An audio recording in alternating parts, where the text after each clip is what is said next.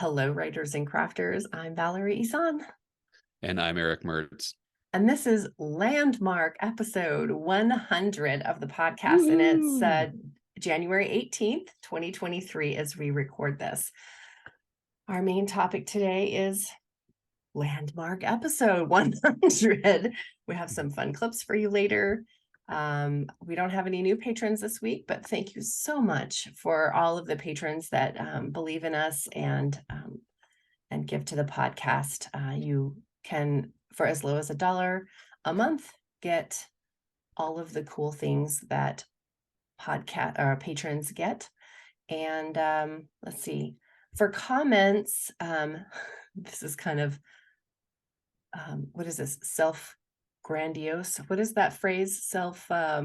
I'm going to puff myself up here for a second here. So The comment that I got actually was that someone had left a 5-star review on my book on Amazon. Oh, wow. So I'm going to read the review because why not? I'd do that. Soak that up. So the 5-star review it was The Scent of Apple Tea. That was the book that she left that on there. It says, a story about the choices we make, beautifully written. I chuckled, shrugged, shook my head, giggled, smiled, and cried happy tears. A beautiful story, superbly written. I look forward to reading more stories written by this author. And yeah, so yay. Thanks. Wow, that's terrific. I'm super happy with that. That was lovely. I would be super proud of that. Announcements. The Writercraft Writing Retreat. We only have 4 tickets left, you guys. That's it.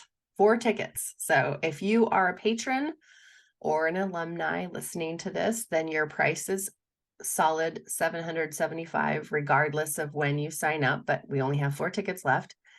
And the early bird price of $800 ends at the end of this month, and then it will go up to, I think, $850. So monthly payments are still an option, or you can go to my shopping page on my website. So valerieihsan.com/shopping, and you can just buy the ticket there if you want. But if you want a monthly payment plan, then email me and I'll send you a PayPal link because I can't do it through my shopping page. We still need suggestions and interviewees. We've decided, Eric and I, that we are going to try to interview more people on this show, maybe like once a month, even if we can get ideas from you who you want to hear from. We had one person say that she was really interested in hearing about how to use Wattpad. And so if there is somebody listening that publishes on Wattpad and would like to be interviewed on the show, please reach out, writercraftpodcast@gmail.com, and let us know. Or if you know somebody that you want to hear from, let us know. Personal update. I got a cold, you guys. This is amazing to me. I love masks, but this is the first time I've been sick in 3 years, which is, abnormal for me. Yeah, so it's just weird. I hope it clears up by next week because I'm going to be in Costa Rica. But yeah, the rest of the week it's just finishing up client work and packing, doing laundry.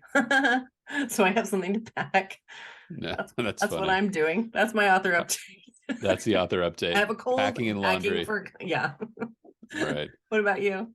Oh boy, author update. So I think I've discussed, I've done some newsletter reinvigoration. I sent the first newsletter out last week. One of the things my consultant advised me was hey, you got to start giving stuff away, like hold some contests and do some things to incentivize your readers. So one of the things she recommended was, do you have any, and you've suggested this too, so I feel bad, sort of like I took the consultant suggestion and I didn't take Valerie's, so I should have listened earlier. That just means great minds think alike. Well, yeah, great advice. And she said, dust off some of those deleted scenes. You've recommended that, but I've had a little bit of self-consciousness, like why would somebody want to read a deleted scene? And then I just decided, like, well, let's just check it out. Let's see if it works. So I've been actually dusting off a few scenes that didn't make it. into Chasing Shadows, the last book in my series. It's a couple of the scenes I'm working through them, and here's the hard part of work, like just kind of cleaning them up and getting them ready, is like it's deleted. Right. It's deleted. It was dropped out at a certain point of incompletion. And if I go in there and I rewrite it and fix it up so that it fits the book, then it's a scene in the book. And so I've had to be really like, okay, like, let's just keep this in the spirit of what it was. Like it was a scene that was some scenes that were replaced by other scenes and improved by other scenes. So I've tried to just, clean it up, make sure it sounds right. So I have a couple of deleted scenes. I'm going to be giving those away. It's kind of fun to, I guess that's what readers want, right? That's fan service. That's what people want. So, and as I'm far now as people wanting to read deleted scenes, like I love Jane Austen movies. So every time I have a DVD of a Jane Austen movie, I always watch all the deleted scenes because I love the characters. I want to right, see, even if it didn't make it in, it's just another chance to see the character in action. So if they love the sheriff or, whatever other characters are in your whichever novel that you're pulling the right, deleted scenes from, like they're just going to want to read them because A, it's a chance to be with those characters again, and B, it's another chance to hear from you as an author. right. They like your writing There's style, they want to right. see it more. There's two things there. One, it's like I am that fan. Listening to myself as a fan is something I've been hesitant to do. I'm the guy. I watch deleted scenes. I'm the person, when they love music, I'll get the album of like outtakes and B-sides and demo versions because I want to hear how the song evolved. Or so listening to myself as a fan and trying to treat my fans like I would treat, like I want to be treated, is something that I took a lot from that consultation. A lot of the Nice. things that she suggested, I thought, well, gosh, as a fan, if I'm a fan of something, I want that too. So I've been working through those couple of scenes. I'm finishing the novella that's going to be the new sort of giveaway book. That's The I reader wrote magnet. the reader magnet. Yeah, Okay. I took a story that was just kind of from the idea box and I threw it out there, and now it's a novella. It's 25,000 words. And just like me, I did it and I thought, wow, this is good. I'm going to give this away. Like this is but that's the point, right? If it's good and the readers like it, then it's the incentive to keep reading. So I'm happy. I actually really like doing this kind of work where it's like kind of firming up your kind of base, your sort of author base, what you're, it's part of your whole package of what you're offering readers. And so I feel good about that. I expressed to you before we started that I've got a novel that's needs to be rewritten. I'm excited to rewrite it, but I'm in kind of a suspended animation with that right now. My writers group is on hiatus for numerous reasons. So just making the best use of the time, trying to fill those gaps. So yeah, a lot going on. It's been super busy this last few weeks. So Christmas is over. What are you reading? Are you just Well, I just finished Lessons in Chemistry by Bonnie Garmis, and I picked up nonfiction this time. Let's see if I can make it all the way through. I've been on a real fiction kick.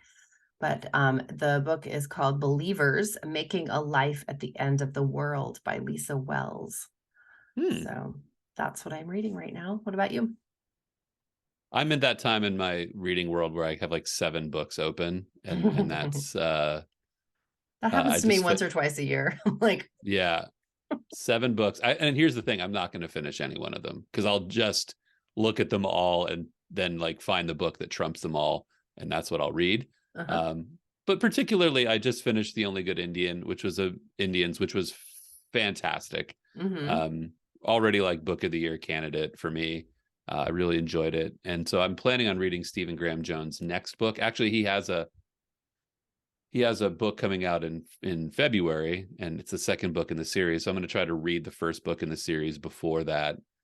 So that's what I'm planning on reading. But I've been reading a book called Writing in Restaurants by David Mamet. It's a book I've read dozens of times. It's just sort of David Mamet's book about how to become a writer without getting a master's. Oh, that It's a sounds fabulous, interesting. fantastic book. I recommended it to a friend, and then I just started reading it Mm-hmm. because I like immediately when I recommended it to him, I started like, oh yeah, there's that essay and that essay and that Uh-huh. essay.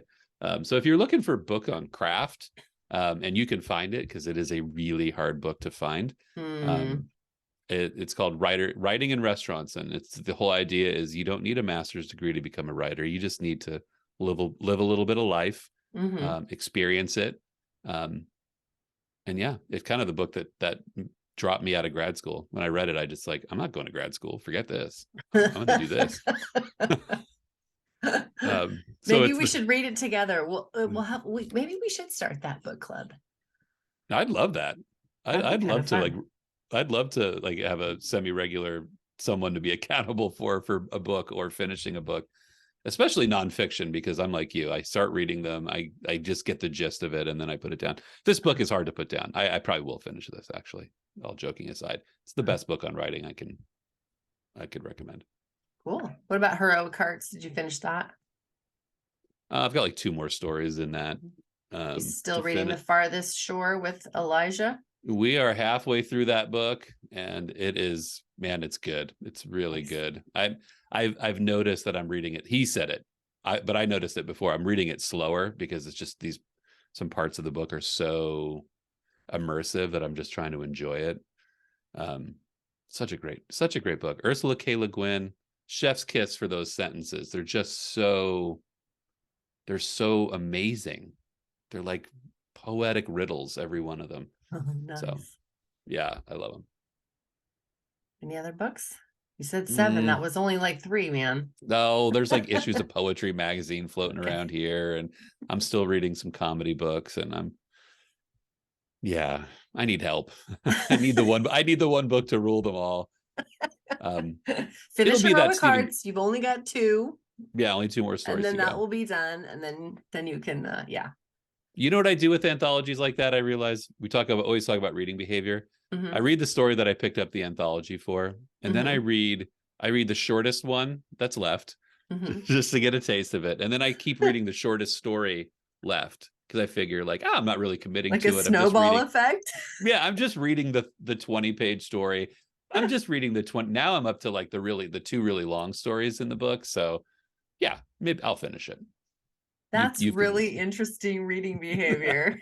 Yeah, if I don't have like a go-to story in an anthology, I just go for the shortest one. I am more like you got to start at the beginning and then go to the end. Oh, that's so you. That's so you. I have so many weird behaviors like that. When I worked as a radio DJ, my thing was I'd always just play the longest song on whatever album. If I had to play something off of a list, I'd be like, oh, I'll just play the longest one. It was so lazy of me. I would just, like I put a 10-minute song on it. It's like I don't have to choose a song for 10 minutes. I can just sit back. So I got weird habits. So in this in the course of coming up with the clips and stuff for this 100th episode, I discovered that probably this is not statistical, but it is anecdotal. The most used words for me Oh, okay. are planner, self-care. I'm all about self-care. Yeah, And I've got these to go jive. walk the dogs. That's what you use. That's what you use. That's so funny. In this That podcast. works. Yes. Yours is why can't I hear through my earbuds?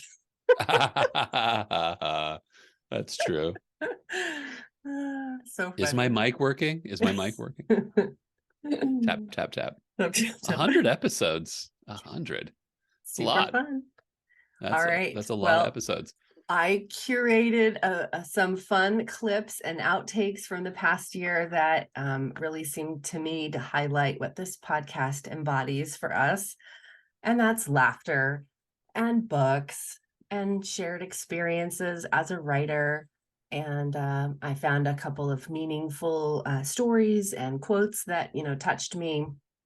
So I put that on the clips as well. So I would love to play a hodgepodge of what I love about the podcast and why I can't imagine stopping doing this. It's just Cool. so I'm ready. awesome.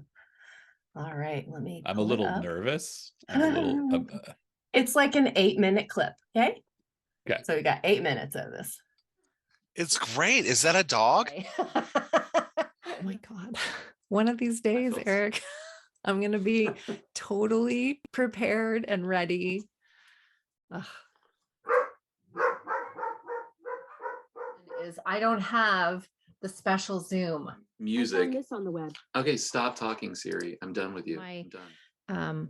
Coworker at the bookstore gave me a book for my birthday because people that work at bookstore, he's also a writer and has his PhD is in literature. So he, we're all into books. So he got me a book for my birthday. So I'm going to read this next. It's called A Ghost in the Throat.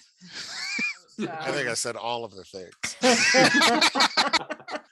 Whew, that was super long.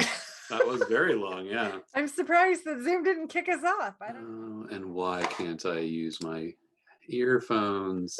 That wasn't where I thought that was going.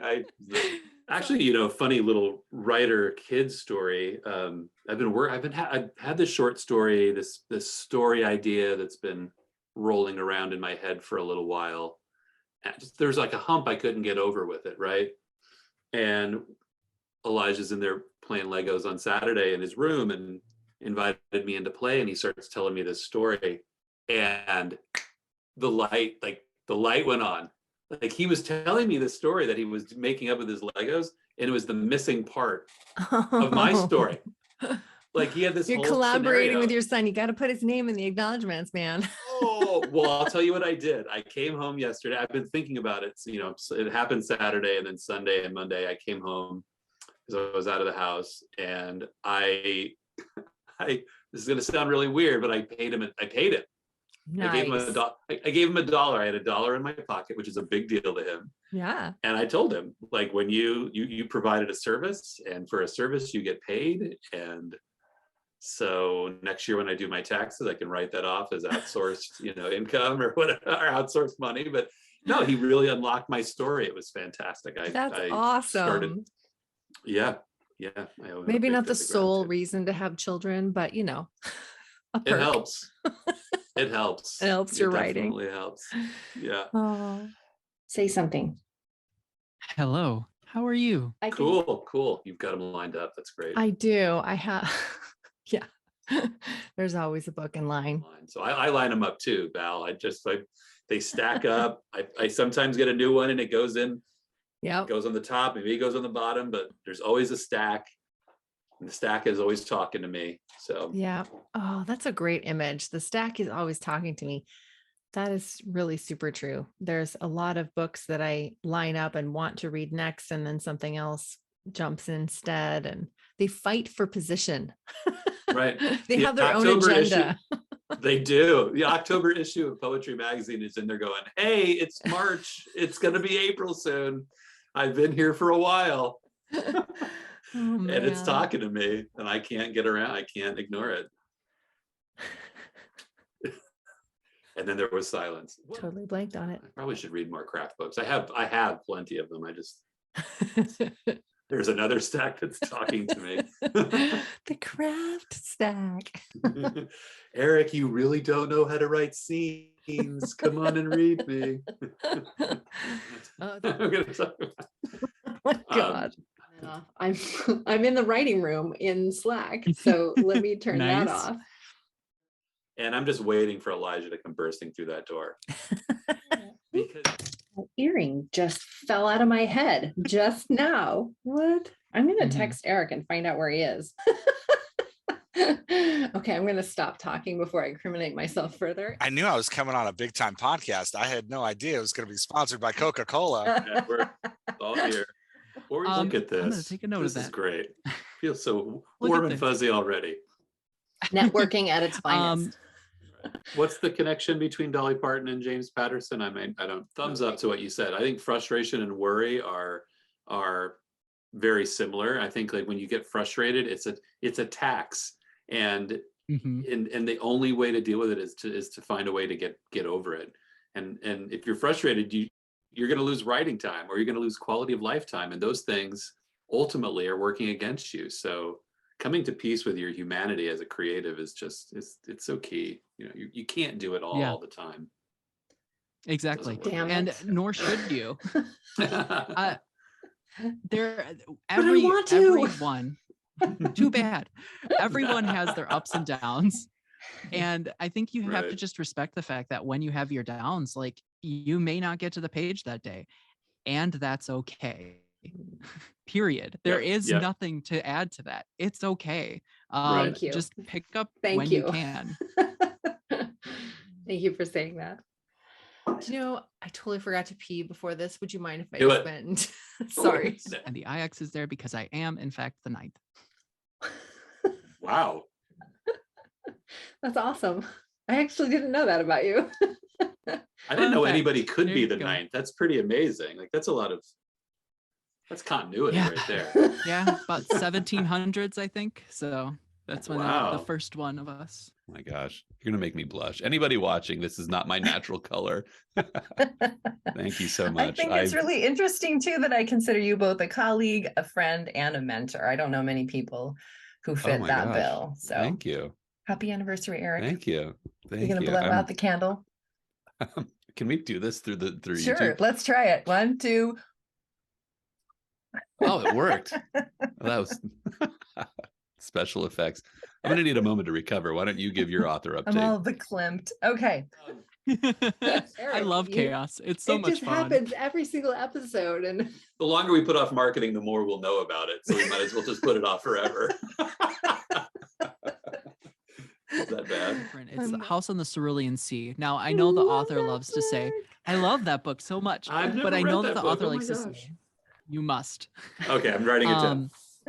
Yes. And a similar one actually that I use frequently, if we're talking mantras as we end the conversation, is Tex Thompson. Yeah, so one of her newsletters a couple years ago, and I still use this, she was just talking about, sometimes all you can do is hold the line, when you're talking like military or something like that, where you're just holding the line and just not letting anything get past. And sometimes you can't advance. You just don't have it in you for whatever reason. So if you can just hold the line, some days that's all there is. And I took such comfort in that. And, it's almost become the mantra. So when I'm having a really bad day, I'm like, my weekly win is I've held the line. Like, Right. and I am proud of that. That's a great mantra, and it's a good one to end on. Go forth and analog coffin your ideas. I Thank love you that so much. visual. And an analog coffin. That's a conversation starter. Right there. All right. See you next time. Week. Bye-bye. Bye-bye. Bye. What'd you Fabulous. think? That was hilarious. Yeah, I said all those things. I mean, all that's what I kept thinking. I said all of those things. That was really good. That made me laugh. That made me feel good. I think it's a good conglomeration of all the things that we do. Laugh, talk about books, definitely. and occasionally we have some poignant moments. Yeah, we definitely get there. It's just we're funny on the way. I think there's a lot of I don't know. I just like the last bit of it where you was a little, take a moment to like kind of absorb all that, because I wasn't expecting to remember everything, because if we've done this, like you and I have done this 45, 50 times, but all those things really stood out, like the conversation with JP and Jeff and our conversations, even the blunders. Like I can remember quite a few of those. Actually, I just wrote down, as we were doing that, I just wrote down, like, I need to make sure I write that $1 off my taxes, because that was I forgot to add that and send that to the tax prep person. So That's awesome. you saved me like 20 cents in taxes by putting that in there, or whatever the deduction would be. You're gonna send them a 1099. Yeah. That was fun. What did you feel when you were putting it together? Well, it was a much bigger project than I thought it would be. I was like, I'll just grab a couple clips from here or there, but then I'm like looking through all of the video files, the raw files, trying to find the places that we laughed, because I like that. I like that we laugh when we do this. I think it brings a lot of joy to my life and hopefully to the listener's life too. And to, I don't know, it just embodies my ideal of the indie author life. I think, having some brevity in there, not taking myself too seriously and, recognizing that I do need a lot of self-care. Ding, ding, ding, ding. My word for the year. Yeah. Your word for the year. I do need a lot of self-care to stay sane. And I used to feel guilty about that. And I used to feel embarrassed about that, but it's just what I need. And I know that now. And so it's just part of my world. And laughing with you every week is part of that. That's part of my self-care. You're part of my self-care, Eric. Oh, thank you. Well, you know what I was going to say, kind of a very similar thing. And that is like, when we talk about, professional relationships and what they look like and, going into this job, which, anybody who's watching on YouTube, like, this is my office. This is where I am every day. There's nobody with like coffee, or there's no, what did I say that one time? There's no Chipotle Donuts, left over in the break room, or donuts. Baja Fresh. So like having, that conversation is such an important part of just feeling like you're like you're part of a world. It can get really, the freelance life can get really lonesome. And so I like having, I really need having that regular conversation. And I think I can kind of, I'm very structured. So like my weeks, I know what's coming at different, because we do this every Wednesday morning. Well, like there's definitely this like spin-off from Wednesday to Thursday that's like a good feeling, because like we just chatted. It was, I learned something and I got a good laugh out of it. And I also, and one of the things I learn every week is like, I know some things about this business. I don't know everything about this business. And so therefore, it's like, it's an uplift in many ways. It just keeps me motivated to learn new things, to be confident in what I know, and ready to whatever comes next. So. Yeah, I think that I know a lot of things, but also, what I really love is seeing what I know from a different perspective. Yeah. Or seeing, from a different perspective, just how I can look at it in a different way, or how I can tweak it to make it this way. Or I'm really fascinated with process, how things get done. Like we're talking about the reading behaviors and such, I just really am interested in how everybody else does things, because I know that I am not, the best at everything. So I want to glean what I can from other people's experiences and put them into my world as well as needed. It helps to sprinkle in everybody else's stuff too. And I think that's what makes us whole. Yep. I'm a process hound too. One of my favorite quotes ever, E.E. Cummings said, the only problem with being a poet is that my only interest in making money is to make money.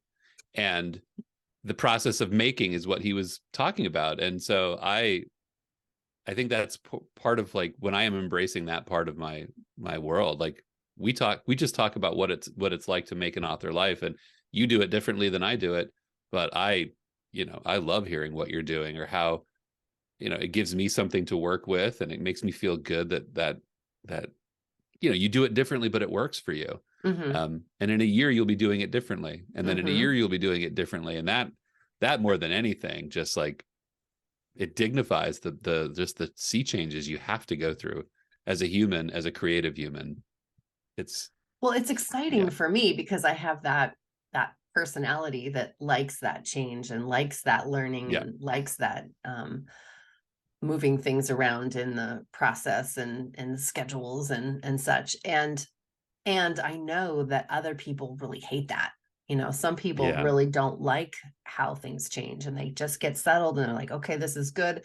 And then, KDP changes its rules, or, something else happens, or you lose this client, or, the book you were writing is not working, or, the book you're writing isn't doing what you want it to do.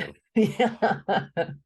So stuff Ah! changes around you. And I think one of the things you said, and while I was looking through all the videos, one of the things you said was that in any schedule, like you have to build in flexibility. Like that's got to be like the number one thing that's part Yeah. of your schedule, and making peace with that, and ease, for those people that Yeah. don't like that sudden change, that sea change, as you said, then finding the grace to move through those uncomfortable places is part of the job.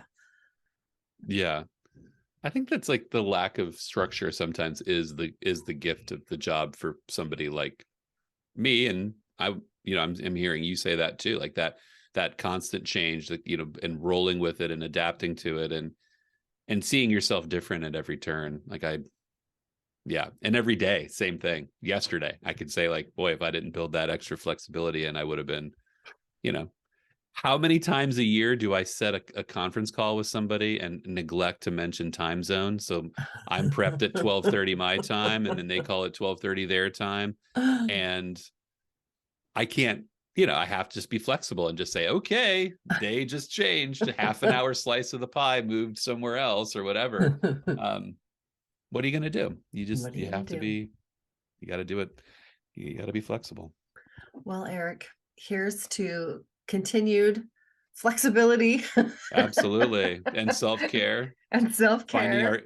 Finding our headphones, making sure they work, all those fun things that come with all this. Cheers. And now I have to go walk the dogs. Right. Yeah, there we go. And then go to Costa Rica, everybody. And So then go to Costa Rica. Yes. when you hear me in the next 2 weeks, it will be not from Costa Rica. So yeah, we'll see you in a couple of weeks, huh? All right. That sounds great. I look forward to talking with you again. Absolutely. My pleasure. Talk See to you you next soon. time. Bye-bye. Bye-bye.